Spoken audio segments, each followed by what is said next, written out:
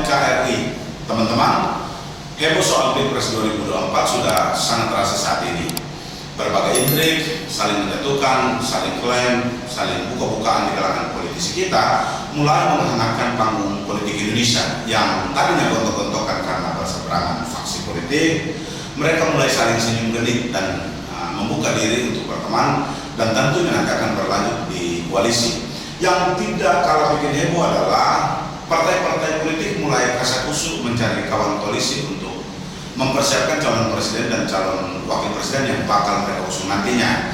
Ada sebagian yang sudah terang-terangan menyatakan koalisi, namun ada juga yang malu-malu tapi mau. Bahkan ada yang terang-terangan menolak koalisi karena mereka merasa mampu sendiri untuk memajukan calon presiden atau calon wakil presiden. Begitulah pola tingkah laku partai-partai politik kita yang terkadang bikin lucu. Situasi ini tentu memberi warna tersendiri pada politik kita di Indonesia. Bahayanya lagi, jika koalisi dibangun atas kepentingan masing-masing lalu nantinya berorientasi pada bagi-bagi jabatan semata, maka kepentingan rakyat tidak akan menjadi prioritas utama dalam agenda mereka.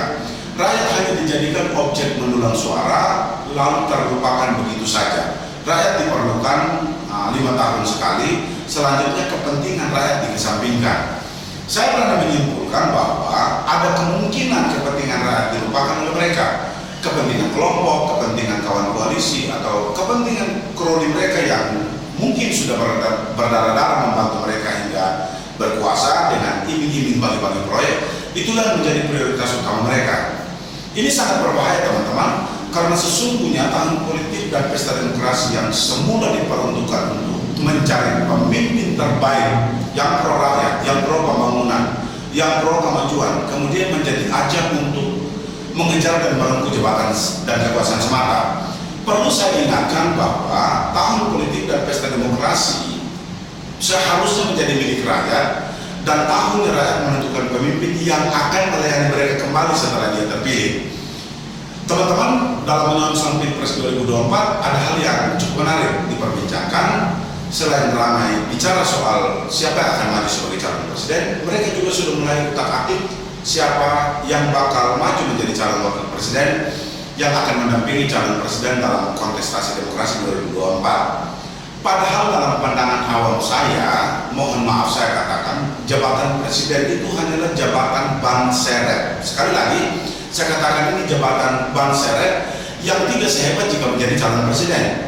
Meskipun demikian, bagi mereka yang haus jabatan dan haus posisi, wakil presiden dipandang tidak kalah hebat jika dibandingkan dengan jabatan kenegaraan lain, dan posisi ini memang selalu diburu oleh para tokoh kita dan politisi kita. Untuk kita ketahui bersama bahwa kedudukan wakil presiden sebagai pembantu presiden diatur dalam pasal 4 ayat 2 Undang-Undang Dasar 1945. Tentunya penyebutan wakil presiden sebagai pembantu presiden berimbas pada kedudukan wakil presiden. Kalau boleh saya bilang, dapat dikatakan hampir sama dengan jabatan menteri-menteri. Secara umum teman-teman, ada 4 tugas dan wewenang dari wakil presiden.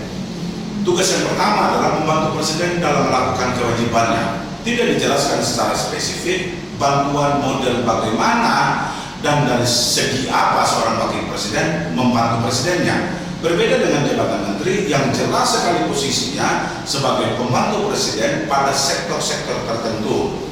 Yang kedua, menggantikan presiden sampai habis masa waktu atau masa jabatannya jika presiden meninggal dunia, jika presiden berhenti atau tidak dapat melakukan kewajibannya dalam masa jabatan yang telah ditentukan.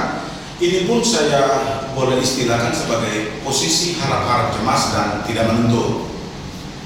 Yang ketiga, memperhatikan secara khusus dan menampung masalah-masalah yang perlu penanganan menyangkut bidang kesejahteraan masyarakat. Bantuan dalam bidang ini pun tidak begitu jelas karena terkadang presiden juga turun tangan langsung atau presiden sudah mendelegasikan tugas ini kepada pejabat lain. Yang keempat, melakukan pengawasan operasional pembangunan. Posisi ini pun menurut saya tidak terlalu formal karena presiden juga kadang-kadang cenderung melakukan pengawasan langsung, atau bahkan presiden dapat meminta pertanggungjawaban dari menteri-menteri, dari pejabat daerah seperti gubernur, bupati atau wali kota. Jadi menurut konstitusi, baik sesudah atau sebelum atau amandemen Undang-Undang Dasar 1945, kedudukan wakil presiden jika dikaji berdasarkan sistem tata negara kita belum mendapatkan kejelasan. Posisinya tentu belum mendapatkan kejelasan. Hal ini menyebabkan tidak jelasnya peran dari dan kedudukan dari wakil presiden, karena kedudukan wakil presiden sebagai pembantu presiden itulah yang menjadi penyebabnya. Akan tetapi dalam proses pertanggungjawaban kerjanya wakil presiden tidak bertanggung jawab kepada presiden. Sementara dalam tradisi praktek ketatanegaraan kita belum pernah ada juga wakil presiden yang menyampaikan pertanggungjawabannya secara langsung kepada Majelis Permusyawaratan Rakyat atau MPR atau juga kepada rakyat. Hal inilah yang tentu menimbulkan pertanyaan, apa sih sesungguhnya fungsi dan wewenang wakil presiden berdasarkan Undang-Undang Dasar 1945? Teman-teman, untuk memberikan pemahaman soal itu dan menjawab pertanyaan ini, saya akan memaparkan beberapa hal. Pertama, saya harus jujur bilang bahwa tugas dan wewenang wakil presiden sangat tergantung pada keinginan presidennya. Kinerja wakil presiden pun bergantung pada kemampuan dan kemauan pribadi dari sang wakil presiden, bukan karena dia sudah ada aturan yang baku, bukan karena sudah ada regulasi yang jelas. Ini harus menjadi catatan bagi seorang wakil presiden. Sementara itu, menurut pasal 8 ayat 2 Undang-Undang Dasar 1945 hanya menyatakan bahwa jika presiden mangkat atau meninggal dunia, berhenti atau diberhentikan atau tidak dapat melakukan kewajibannya dalam masa jabatannya, ia digantikan oleh wakil presiden sampai habis masa jabatannya. Yang kedua, sistem presidensial tidak mengenal adanya lembaga pemegang supremasi tertinggi. Kekuasaan negara dipisah menjadi 3 cabang kekuasaan, yaitu legislatif, eksekutif, dan yudikatif. Sebelum terjadi perubahan pada Undang-Undang Dasar 1945, presiden atau wakil presiden dapat diberhentikan dengan alasan-alasan yang bersifat politik dan ini bukan bersifat yuridis. Hal ini tidak lazim ditetapkan di negara-negara yang menganut sistem pemerintahan presidensial. Oleh karena itu, pada perubahan ketiga Undang-Undang Dasar 1945 memuat ketentuan pemberhentian presiden atau wakil presiden dalam masa jabatannya semata-mata didasarkan pada alasan-alasan yang bersifat yuridis dan hanya mengacu pada ketentuan normatif yudikatif yang disebutkan di dalam Undang-Undang Dasar atau Konstitusi. Teman-teman, untuk teman-teman ketahui bahwa setidaknya ada 3 hal yang menyebabkan tidak jelasnya peran dan kedudukan wakil presiden. Pertama, kedudukan wakil presiden adalah sebagai pembantu presiden sebagaimana diatur dalam pasal 4 ayat 2 Undang-Undang Dasar 1945 yang saya sudah sampaikan sebelumnya. Sebagai pembantu presiden, kedudukan wakil presiden menjadi setara dengan menteri-menteri yang juga sama-sama menjadi pembantu presiden. Wakil presiden hanya merupakan the second man atau orang kedua dari presiden. Yang kedua, wakil presiden tidak bertanggung jawab kepada presiden sebagaimana layaknya status menteri sebagai pembantu presiden yang langsung bertanggung jawab kepada presiden. Yang ketiga, dalam tradisi dan praktek tata negara kita belum pernah ada juga wakil presiden yang mempertanggungjawabkan secara langsung kepada MPR dan rakyat. Pertanggungjawaban selalu dibebankan kepada presiden. Karena itu posisi wakil presiden sebagai pembantu presiden menjadi kurang memiliki kewenangan dalam pengambilan keputusan. Itulah kenapa saya menggambarkan bahwa tugas wakil presiden adalah tugas banseret yang melengkapi, yang menggantikan sementara atau tempat berbagi beban dari presiden. Meskipun tidak seprestisius dengan jabatan presiden, namun posisi sebagai wakil presiden dianggap cukup berkilau dan cukup diminati dan diburu jabatan ini oleh para politisi kita. Teman-teman, video-video awal dari channel Kandidat 24 saya tidak langsung membahas soal langsung terkait tokoh-tokoh nasional yang berkemungkinan akan maju dalam Pilpres 2024. Saya akan mengawali channel ini dengan pembahasan ringan melalui beberapa video sehingga memungkinkan kita semua dapat memahami secara detail terkait hal-hal yang penting apa yang berhubungan dengan kepemimpinan dan memimpin Indonesia. Teman-teman, terkait beberapa tokoh yang berkemungkinan bakal diusung jadi capres atau calon wakil presiden dapat saya gambarkan sebagai berikut. Pertama, tokoh kita yang pertama, Kiai Haji Ma'ruf Amin. Sebagai calon presiden incumbent, Pak Ma'ruf Amin tentu memiliki peluang tersendiri untuk kembali terpilih menjadi pendamping calon presiden pada Pilpres 2024 nanti. Setidaknya dengan pengalaman sebagai wakil presiden saat ini memberi keuntungan dan daya tawar untuk Pak Maruf Amin. Yang kedua, Ibu Puan Maharani.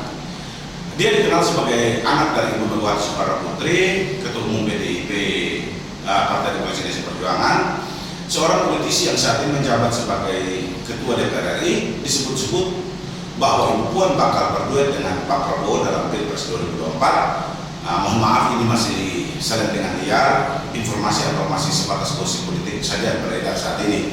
Yang ketiga, Bapak Mohaimin Iskandar, Ketua Umum Partai Kebangkitan Bangsa ini sebenarnya digadang-gadang oleh partainya untuk maju sebagai calon presiden 2024. Sebagai seorang politisi tentunya memiliki peluang yang sama dengan tokoh-tokoh nasional lainnya, namun hingga saat ini dia lebih berpotensi maju sebagai calon wakil presiden. Yang keempat, Bapak Surya Paloh. Meskipun Pak Surya Paloh lebih dikenal selama ini sebagai man behind the scene, bukan tidak mungkin dilirik jadi cawapres atau calon wakil presiden pada Pilpres 2024. Pak Surya Paloh memiliki semuanya dan cukup ideal menurut saya jika diusung untuk menjadi wakil presiden. Yang kelima, Bapak Erlangga Hartarto. Meskipun Partai Golkar masuk dalam top 3 pada pemilu 2019 yang lalu, Partai Golkar butuh kerja keras agak lebih keras ya, butuh kerja agak lebih keras jika ingin Ketua Umumnya jadi calon presiden 2024. Berbeda jika maju sebagai calon wakil presiden akan jauh lebih mudah, apalagi jika berpasangan dengan beberapa tokoh nasional yang potensial. Yang keenam, Bapak Erick Thohir. Selain digadang-gadang bakal jadi kuda hitam pada Pilpres 2024 nanti, Pak Erick Thohir juga diproyeksi menjadi calon kuat wakil presiden. Bahkan menurut gosip yang beredar, dipasangkan dengan siapapun nantinya dalam posisi wakil presiden, Pak Erick Thohir bakal klop dan pasti berkontribusi besar dalam kemenangan. Yang ketujuh, Bapak Muldoko. Kasakusuk soal Pak Muldoko digadang jadi calon wakil presiden. Hal ini mengemuka saat Pak Muldoko menghadiri acara Projo mendampingi Pak Jokowi di Magelang beberapa waktu lalu. Hal itu menjadi bahan bagi para pengamat dan mulai berasumsi bahwa ada kemungkinan Pak Jokowi memberi restu kepada pasangan Ganjar Muldoko. Yang kedelapan, Bapak Gatot Nurmantio, mantan Panglima TNI, Jenderal Purnawirawan Gatot Nurmantio merupakan tokoh nasional yang perlu diperhitungkan pada Pilpres 2024. Pak Gatot punya kekuatan dan kelebihan sendiri yang dapat membantu perolehan suara jika dipilih menjadi pendamping presiden sebagai wakil presiden pada Pilpres 2024. Yang kesembilan, Bapak Mahfud MD. Pada Pilpres 2019 yang lalu, nama Pak Mahfud sempat viral sebagai calon kuat wapres yang akan mendampingi Pak Jokowi. Pada Pilpres 2024 nanti, tidak tertutup kemungkinan bahwa Pak Mahfud akan kembali menjadi calon wakil presiden paling potensial jika dibandingkan dengan calon wakil presiden yang lainnya. Yang ke-10, Pak Ridwan Kamil. Gubernur Jawa Barat ini, Pak Ridwan Kamil merupakan salah satu kepala daerah yang masuk dalam radar politik para partai politik untuk dicalonkan baik sebagai calon presiden maupun sebagai calon wakil presiden pada Pilpres 2024. Yang ke-11, Saudara Agus Harimurti Yudhoyono, tokoh muda yang saat ini memiliki semua kompetensi jika dipilih menjadi calon wakil presiden. Pak Ahy adalah tokoh muda Indonesia yang sangat berpotensi untuk masuk dalam bursa calon pemimpin masa depan Indonesia, memiliki latar belakang karir militer maupun secara akademis. Beliau memiliki 3 gelar master dari luar negeri. Yang ke-12, Ibu Tri Risma hari ini. Ibu Risma salah satu tokoh perempuan populer di Indonesia. Ia dikenal sejak memimpin Surabaya sebagai wali kota dan saat ini menduduki posisi sebagai Menteri Sosial. Ibu Risma adalah pekerja keras. Terbukti Ibu Risma mampu menyulap Surabaya menjadi kota maju. Yang ke-13, Ibu Kofifa Indar Parawangsa. Gubernur Jawa Timur ini sangat potensial sebagai kandidat calon wakil presiden pada Pilpres 2024. Ibu Kofifa memiliki basis yang sangat kuat yang dapat membantu perolehan suara bagi calon presiden pada Pilpres 2024 nanti. Selain sebagai Gubernur Jawa Timur, Ibu Kofifa juga merupakan salah satu tokoh perempuan NU yang memiliki basis di kalangan Nahdliyin. Yang ke-14, Bapak Jenderal Andika Perkasa. Nama Panglima TNI Jenderal Andika Perkasa mulai mencuri perhatian di kalangan partai politik. Gosip-gosip politik menyebutkan bahwa Pak Andika Perkasa digadang-gadang menjadi calon pendamping sebagai wakil dari Ibu Puan Maharani pada Pilpres 2024. Sekali lagi ini baru sekedar wacana dan bincang-bincang para pengamat saja. Yang ke-15, Saudara Basuki Cahayapurnama, meskipun untuk maju sebagai calon wakil presiden, pria yang akrab disapa Pak Ahok boleh dibilang cukup potensial. Pak Ahok memiliki pengikut yang sangat fanatik dan pasti sangat membantu untuk mendulang suara. Pak Ahok terkenal tegas dan meledak-ledak tentunya, namun membuktikan bahwa dia adalah seorang pekerja pada saat dia masih menjadi gubernur DKI sebelum Pak Anies Baswedan. Yang ke-16, Saudara Gibran Rakabumi. Pak Gibran yang saat ini menjabat sebagai wali kota Solo merupakan putra sulung dari Presiden Jokowi. Meskipun belum santer diberitakan, namun ada beberapa politisi yang cukup genit menurut saya menggadang-gadang Pak Gibran untuk maju sebagai calon wakil presiden.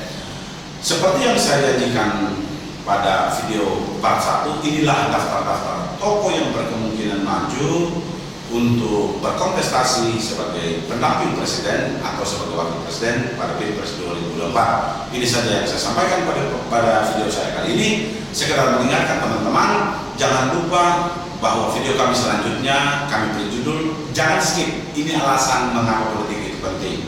Dalam video ini saya akan mengupas alasan mengapa kita perlu belajar politik sebagai warga negara. Akhir kata, sekali lagi saya mohon bantuan teman-teman untuk memberikan like untuk video ini, di subscribe, di komentari, lalu tekan lonceng notifikasi supaya tidak ketinggalan video berikutnya, dan bagi-bagikan kepada teman kita yang lain supaya mereka juga memiliki pengetahuan tentang pesta demokrasi pemilu 2024. Salam NKRI.